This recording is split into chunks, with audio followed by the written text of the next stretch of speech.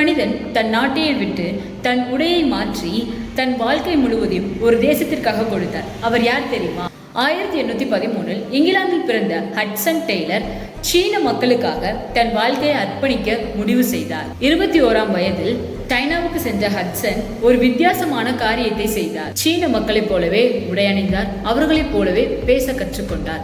அவர்கள் வாழ்க்கை முழுவதையும் பற்றி தெரிந்து கொள்ள ஆரம்பித்தார். பலர் அவரை விமர்சித்தனர். ஏன் உன் அடையாளத்தை மாற்றுகிறாய் என்று பலர் கேட்டனர். ஆனால் ஹட்சனின் பதில் ஒன்றுதான்: மக்களை அடைய வேண்டும் என்றால் முதலில் நாம் மக்களை நேசிக்க வேண்டும் என்றார். அவரின் சேவையின் மூலம் ஆயிரக்கணக்கான மக்கள் இயேசுவை பற்றி அறிந்தனர். இன்று உலகம் அவரை ஒரு மிஷனரியாக நினைவு கூறுகிறது. ஆனால் தேவன் அவரை நினைவு கூறுவது என்னை பின்பற்ற அனைத்தையும் விட்ட அல்லது அனைத்தையும் இழந்த மனிதன் என்று. நாம் ஹட்சனின் வாழ்விலிருந்து சிந்திக்க வேண்டியது என்னவென்றால், கம்ஃபர்ட் ஜோனை விட்டால்தான் காலிங் ஜோனை அடைய முடியும். நாளை மீண்டும் சந்திக்கலாம் ஒரு புதிய மிஷனரி சரித்திரத்துடன். God bless you.